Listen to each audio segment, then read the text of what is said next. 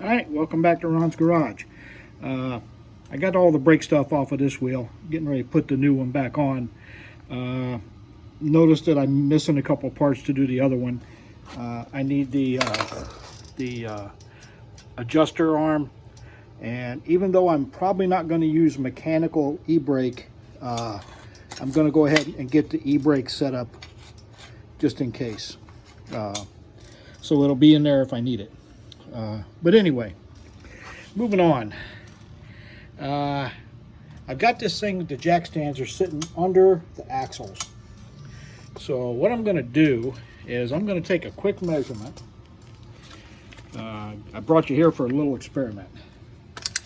So hold on a second while I turn on the light so we can all see, including me.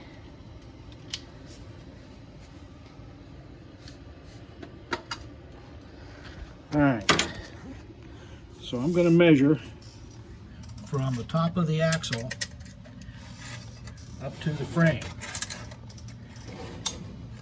and it's roughly about 6.5. Yeah, right at 6.5 straight up. So now I'm going to let the air out of those air shocks. See how far it goes down. And that thing, I think, where is that thing? I thought it was here in the trunk. Could be wrong, could be underneath.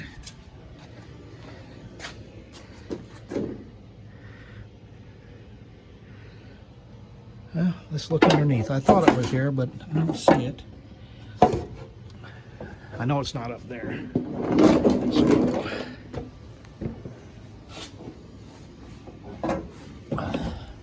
there it is.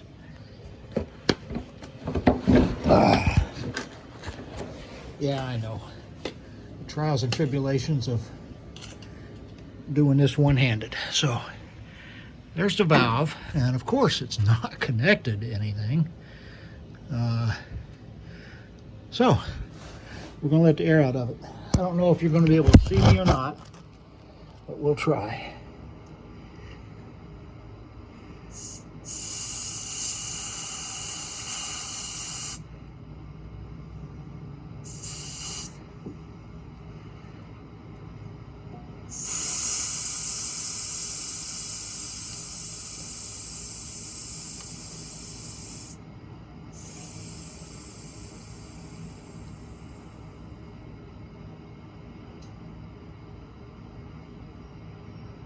All right, well, I don't think that made much of a difference. I didn't see it move appreciably, but let's go look and measure. The truth will be in the tape measure.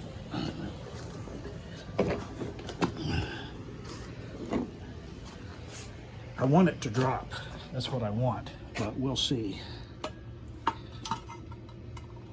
I don't think it did, if any, not much. So, where are you? I forget which way is up for you guys. Let's try that way. So,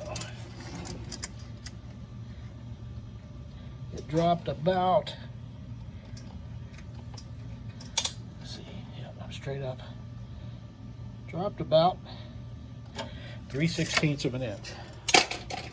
So, I didn't do what I was hoping it would do. I was hoping it would drop a couple inches, which would make it more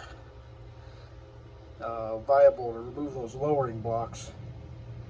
If I remove them now, I'm afraid I'm going to jack it way up now. Don't get me wrong, I like the old school jacked up in the back look, but I don't want to go too high. So I have to think on this some more. I may have to get some shorter ones. What I really need to do is, with all the air out of those things, I need to put it on the ground, and which I could do without putting the brakes on it. I could do that real quick. I need to put it on the ground and visibly look at the ride height.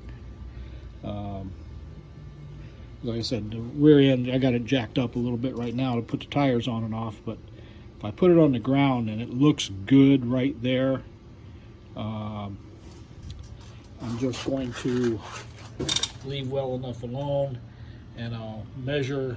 I'll get a straight edge and check the line from the top of the shock mount down to, you can't see it, the lower shock mount is right there. Looks like it might be, from this angle, it looks like it might be okay, but as long as there's a straight line, then I will either get longer shocks or I will move these shocks back to where they're supposed to be and leave it alone and call it a day. I guess that would be okay. I don't know why. Well, I'm sure it's the axle. That's why. It's not the stock axle. They had to put the lowering blocks in there to get it where they needed it. And that's okay. I don't mind. Like I said, as long as those shocks will go back to where they're supposed to, I'm good. So that's where I am now.